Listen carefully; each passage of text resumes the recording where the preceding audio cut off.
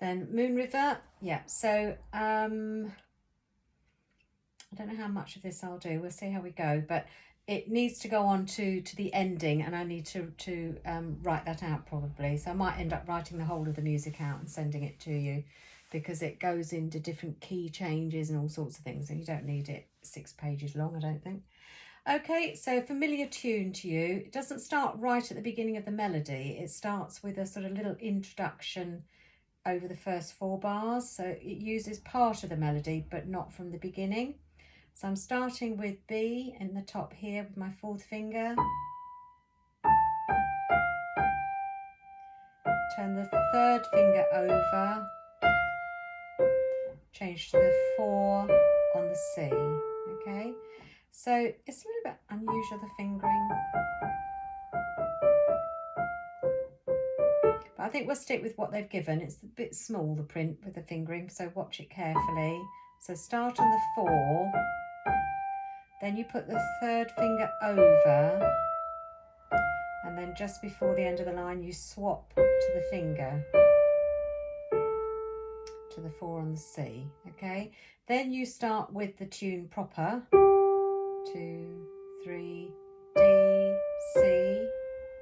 Now it doesn't say on the music here, but you do need to put the finger over. So on that F, you will need to put your 2nd finger over the top, right, number 2. I don't know why it tells you some finger and not others. I'll go from the beginning of the line again. So 3, because you'll just run out of fingers. So pop the 2nd finger over, but then put the 3rd finger next. So you've got the thumb to play the middle C, stretch up to the B. Now the 3rd line.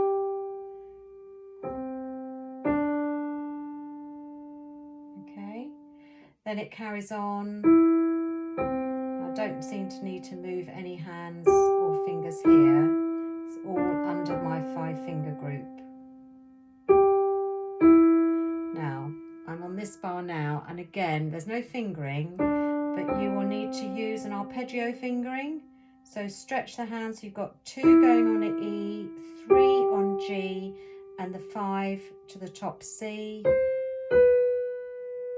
Then just use the fingers as they fall on your hand, okay? So it's probably a good place to start, because then it goes back to the first melody again.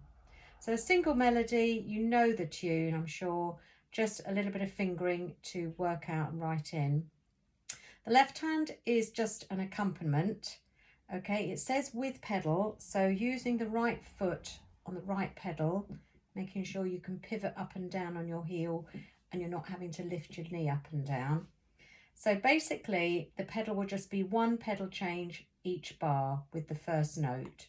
So I pedal down with the left hand, and these are quite sweeping notes here, quite big intervals, but I'm tending to use the same combination of fingers, which is 5, 2 and 1, okay?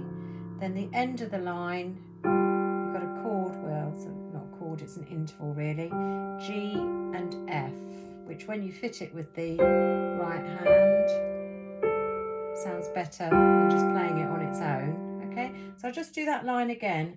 So I'm sort of using my 2nd finger as a sort of anchor to swing from the swing from the bottom note up to the top note. So don't jump around, join, so you need to extend that part of your hand. And obviously some reading to do because it's quite low in the bass. I'm going to go on to the 2nd line, and the similar thing, I'm hoping it will continue in this sort of pattern. Extra note, but it's the same sweeping moves using my 5, 2 and 1.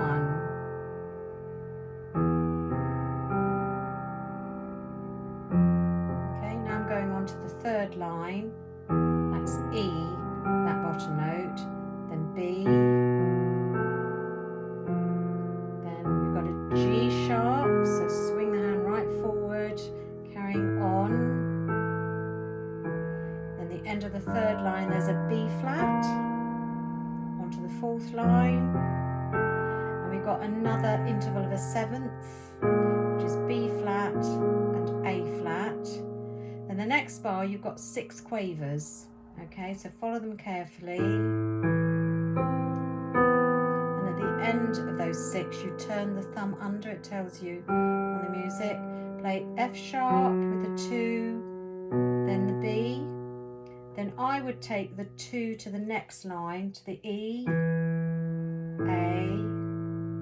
and then maybe the 2 to the D, and then you've got another 7th. The G and the F is the same as the first one, but an octave lower.